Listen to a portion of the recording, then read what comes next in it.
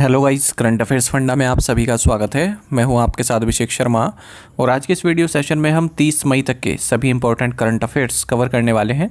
हमेशा की तरह आप इस वीडियो को अंत तक जरूर देखिएगा। आज भी आपको काफ़ी कुछ जानने के लिए मिलेगा।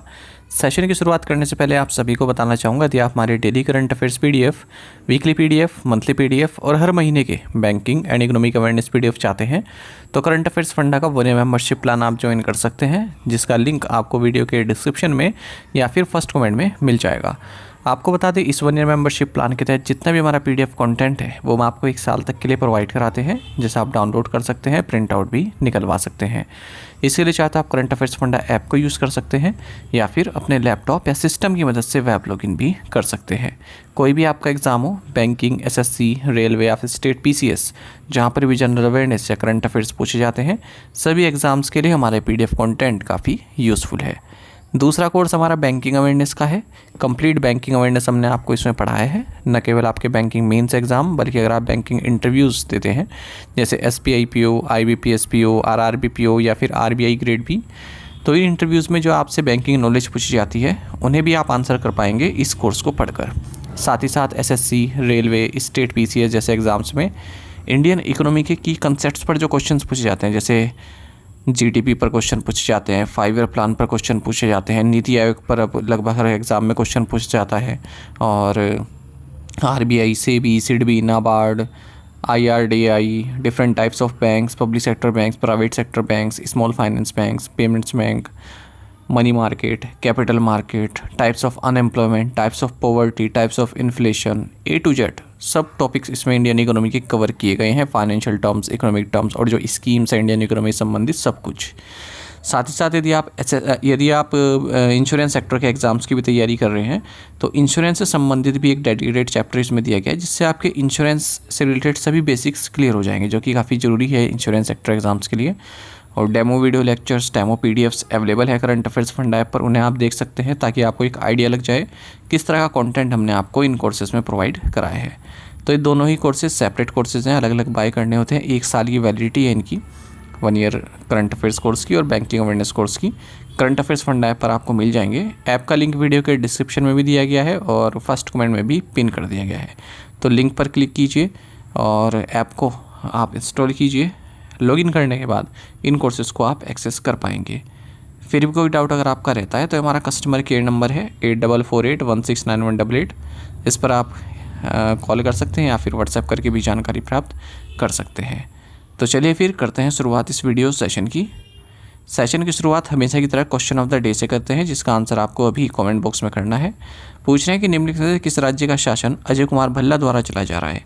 Which of the following states is being governed bye Ajay Kumar Bhalla. Option है आसाम, मणिपुर, महाराष्ट्र या फिर तमिलनाडु। तो जल्दी से आंसर कर दीजिए, फिर हम आगे बढ़ते हैं। और इसी तरह के क्वेश्चन यदि आप प्रैक्टिस करना चाहते हैं तो मैं टेलीग्राम पर जरूर ज्वाइन करें। करंट अफेयर्स फंडा नाम से हमारा टेलीग्राम चैनल है।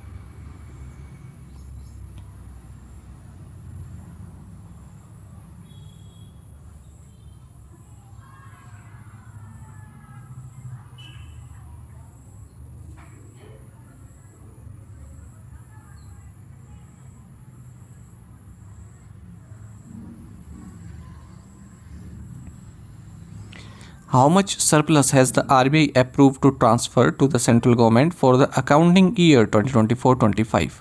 आरबीआई ने लेखावर 2024-25 के लिए केंद्र सरकार को कितना अधिशेष हस्तांतरित करने की मंजूरी दी है। ऑप्शंस आपके सामने है। सही आंसर ऑप्शन डी है, 2,68,590.07 करोड़ रुपए। तो reserve bank of India 2,68,590.07 crore रुपए का सरप्लस सेंट्रल गवर्नमेंट को ट्रांसफ़र करेगी 2024-25 अकाउंटिंग ईयर के लिए। और आरबीआई गवर्नर संजय मल्होत्रा की चेयरमैनशिप में 616वीं मीटिंग हुई है central board of directors of reserve bank of India की, वहाँ पर ये डिसीजन लिया गया है।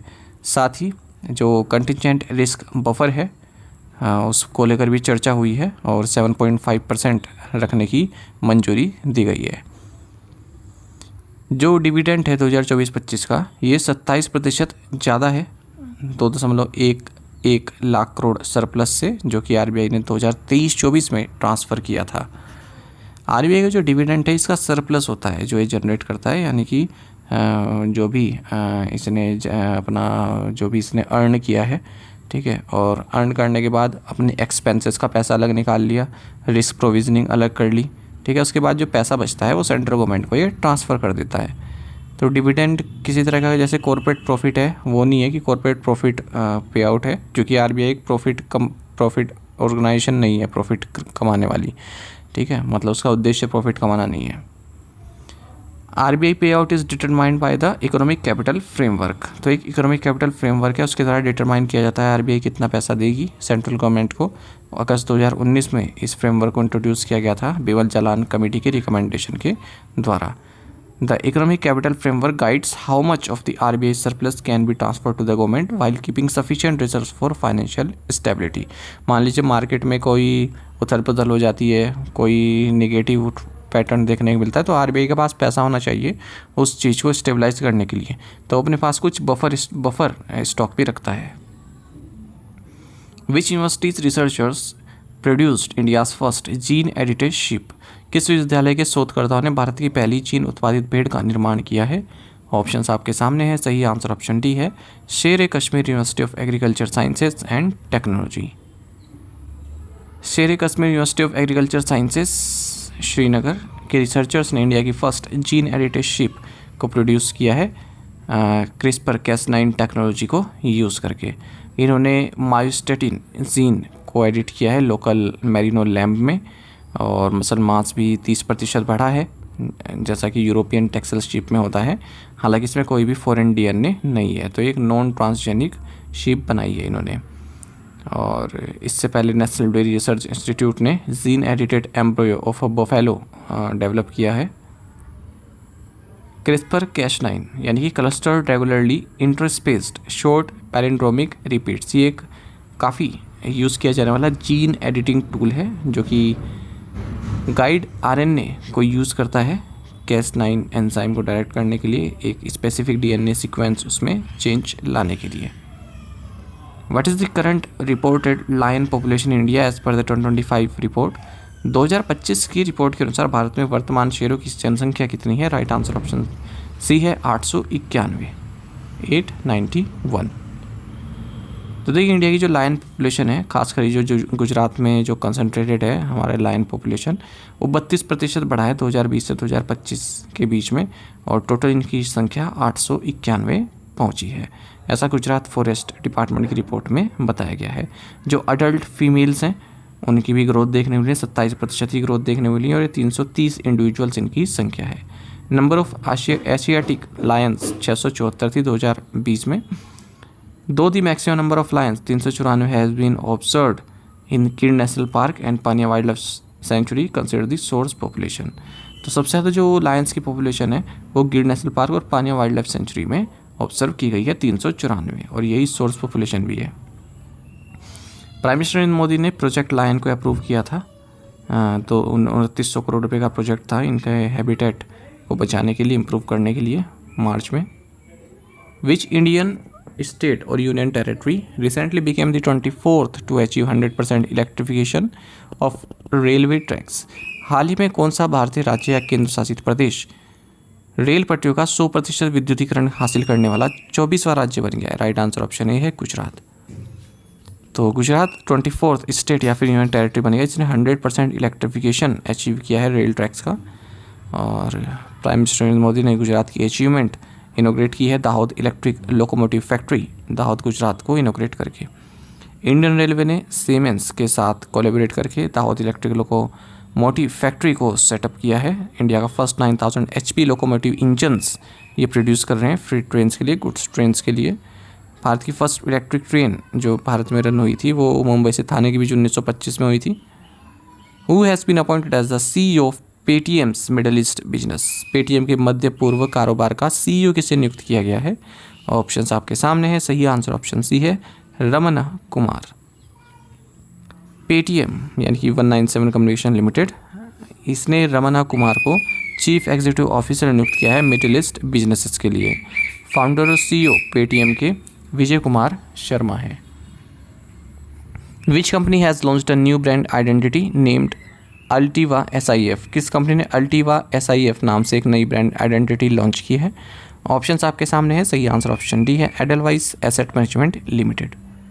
एडलवाइस एसेट मैनेजमेंट लिमिटेड ने एक नई ब्रांड आइडेंटिटी इंट्रोड्यूस की है जिसका नाम है LTYSIF, यानी कि स्पेशलाइज्ड इन्वेस्टमेंट फंड बोलेंगे हम SIF को। ठीक है, एक डाइवर्सिफाइड इन्वेस्टमेंट सॉल्यूशंस यहाँ पर प्रोवाइड कराना चाह रहा है एडलवाइस LTY के जरिए, जैसे इक्विटी, हाइब्रिड और मिक्स इनकम कैटेगरीज के लिए। मिनिमम अमाउंट जो इन्वेस्ट की जा सकती है इस स्पेशलाइज्ड इन्वेस्टमेंट फंड्स में वो 10 लाख पर इन्वेस्टर होती है। ठीक है, जबकि जो पोर्टफोलियो मैनेजमेंट स्कीम है उसमें 50 लाख होती है और अल्टरनेटिव इन्वेस्टमेंट फंड में 1 करोड़ रुपए तक की होती है। ठीक है, तो ये इनमें अंतर होता है तीनों में। What is the revised medium-term GDP growth potential for India according to Fitch Ratings till financial year 2026? Fitch ratings के अनुसार वित्त वर्ष 2026 तक भारत के लिए संशोधित मध्यम अवधि GDP विकास दर कितनी है? राइट आंसर ऑप्शन सी है 6.4%। फिच रेटिंग्स ने इंडिया की जो medium term GDP growth potential है उसको रिवाइज किया है फाइनेंशियल 2026 के लिए, अपवर्ड किया है। पहले 6.2% बताई थी, अब 6.4% इसने बताई है। फिच रेटिंग्स आप जानते हैं अमेरिकन क्रेडिट रेटिंग एजेंसी है, बिग 3 क्रेडिट रेटिंग एजेंसीज में आता है ये, मूडीज़ और स्टैंडर्ड एंड पुअर्स के अलावा। What is the new maximum number of voters allowed per polling station as per the election commission recent decision? चुनाव आयोग के अनुसार प्रति मतदान केंद्र मतदाताओं की नई अधिकतम संख्या कितनी है? ऑप्शंस आपके सामने है, सही आंसर ऑप्शन बी है 1200। इलेक्शन कमीशन ने हाल ही में एक डिसीजन लिया है, जो नंबर ऑफ वोटर्स पर पोलिंग स्टेशन होंगे, पोलिंग स्टेशन बनता है ना, तो उसमें जो मैक्सिमम लोग आ सकते हैं वोट करने 1500 होते थे पहले, उसको घटाकर 1200 कर दिया, क्योंकि कई लाख नए पोलिंग स्टेशन इलेक्शन कमीशन अब ऐड कर रहा है इंडिया में, और जिसकी वजह से फिर EVM VVPAT रिक्वायरमेंट्स भी इंक्रीज़ होगी, ओवरऑल इलेक्शन कॉस्ट भी इंक्रीज़ होगी। तो इलेक्शन कमीशन की जो 2009 की गाइडलाइंस है उसमें जो इलेक्टोरल्स पर पोलिंग स्टेशन जो फिक्स किया गया था वो 1500 था, लेकिन अब 1200 कर दिया गया है। EVM इंट्रोड्यूस हुए 2004 में लोकसभा इलेक्शंस में, उस वक्त की बात है। What was the value of the net FDI into India in financial 25? वित्त वर्ष 2025 भारत में शुद्ध FDI राशि कितना था? राइट आंसर ऑप्शन डी है 353 million $। Net foreign direct investment Bharat में ड्रॉप हुई है, 96.5% रही है, फाइनेंशियल 25 में ड्रॉप हुई है, 96.5% तक ड्रॉप हुई है। तो काफ़ी ड्रॉप देखने को मिल रहा है, वो तो शेयर मार्केट से पता चल रहा है। तो नेट FDI जो प्रीवियस फिस्कल ईयर में थी वो 353 मिलियन $, रही है, जो कि लोवेस्ट रही है अब तक रिकॉर्ड में। फाइनेंशियल 24 में 10 बिलियन $, ये थी। तो 10 बिलियन $, से घटकर 353 मिलियन $, पहुंच चुकी है, ऐसा RBI के डेटा ने बताया है।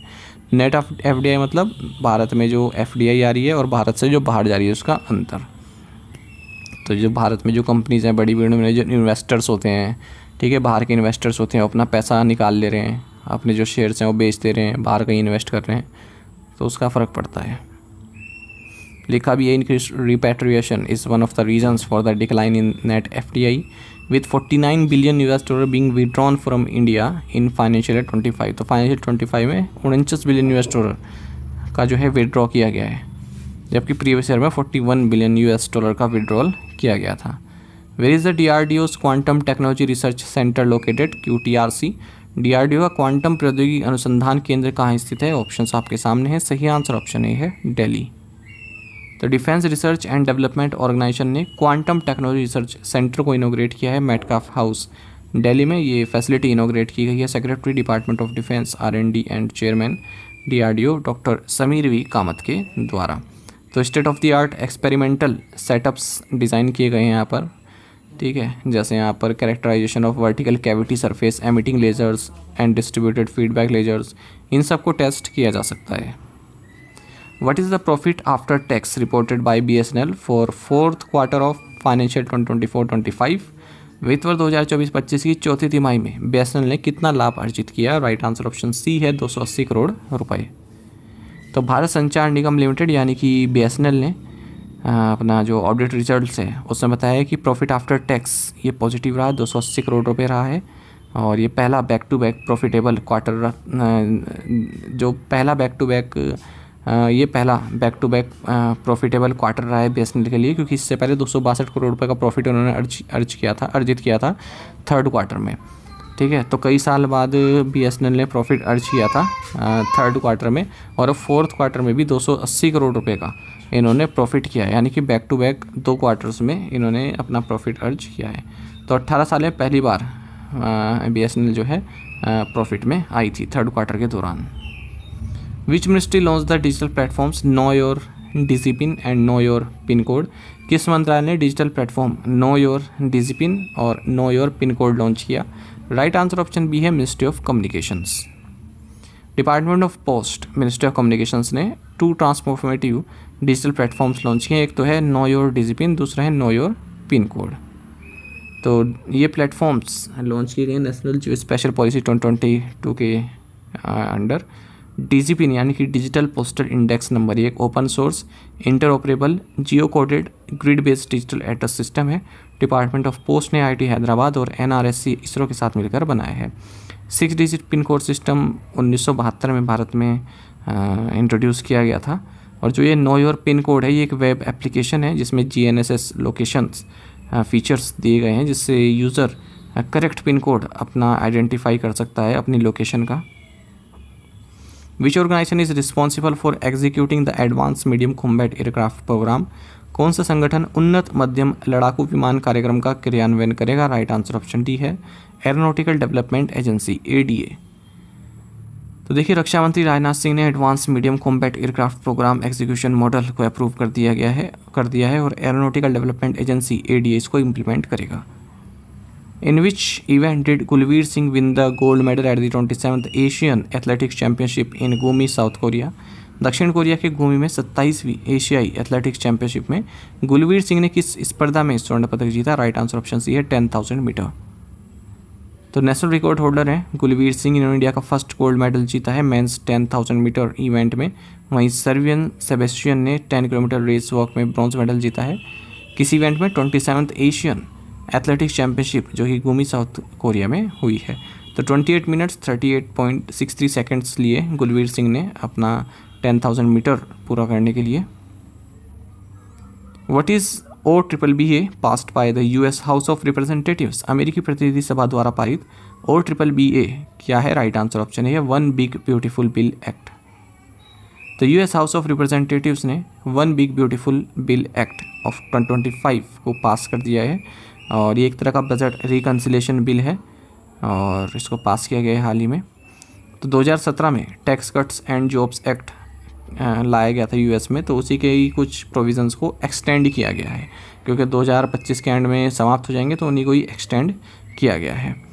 तो गवर्नमेंट स्पेंडिंग को रिड्यूस किया जाएगा, ठीक है, कई तरह के इसमें टैक्स वगैरह को कम किया जाएगा, इस तरह के प्रोविज़न है। एडिशनल $150 बिलियन इसमें डिफेंस स्पेंडिंग के लिए एलोकेट किए हुए हैं। German chancellor Friedrich Merz इनोग्रेट the deployment of a NATO brigade in which country? German chancellor Friedrich Merz ने किस देश में NATO ब्रिगेड की तैनाती का उद्घाटन किया? राइट आंसर ऑप्शन डी है Lithuania. German chancellor Friedrich Merz ये लिथुआनिया गए हैं और इन्होंने बर्लिन की जो ब्रिगेड है उसको इनोग्रेट किया है ईस्टर्न फ्लैंक पर। नॉर्थ एटलांटिक ट्रीटी ऑर्गेनाइजेशन की ईस्टर्न फ्लैंक पर इन्होंने, जो नॉर्थ एटलांटिक ट्रीटी ऑर्गेनाइजेशन है, ठीक है, उसकी ईस्टर्न फ्लैंक को प्रोटेक्ट करने के लिए बर्लिन की ब्रिगेड या फिर जर्मनी की ब्रिगेड को इनोग्रेट किया, यानी कि ट्रूप्स को लिथुआनिया में इन्होंने डिप्लॉय किया है, सीधी सी बात ऐसे कह सकते हैं। तो ये पहला परमानेंट फॉरेन ट्रूप डिप्लॉयमेंट है जर्मनी द्वारा किसी कंट्री में सेकेंड वर्ल्ड वॉर के बाद से ही, क्योंकि जो लिथुआनिया उसकी बाउंड्री रशिया से मिलती है, बेलारूस से मिलती है। बेलारूस सबसे बड़ा भागीदार है रशिया के साथ। टू द पॉइंट क्वेश्चंस और उनके आंसर्स देख लेते हैं। Jose Mujica, former president of Uruguay, has died at 89। World's first commercial scale e-methanol plant opened in which country? Denmark. Former US president Joe Biden has been diagnosed with an aggressive form of prostate cancer. Natural restoration law is a landmark piece of legislation aimed at restoring degraded ecosystem across which region? Answer is European Union. Who holds the record for the world's youngest ever chess grandmaster, having qualified for the title at the age of 12 years, 4 months and 25 days? Answer is American chess grandmaster Abhimanyu Mishra at the age of 12 years, 4 months and 25 days. To the point question देखें, इनके answer आपको भी करने हैं। International day of potato is celebrated on which day? Mission life was launched by India at COP26 in which year? शिकारी उत्सव is a regional festival in which state that celebrates the hunting tradition? At which university has the Trump administration sought the ban the enrolment of international students with 3 golds, 4 silvers and as many bronze medals. Which country topped the junior IAAF world cup medals tally in Sohail Germany? In 5 questions के answer आपको comment box में देने हैं। यदि एक question का answer भी आता है वो भी आप अवश्य बताइएगा। साथ ही आप हमें टेलीग्राम पर जरूर ज्वाइन करें। करंट अफेयर्स फंडा नाम से हमारा टेलीग्राम चैनल है। Thank you guys.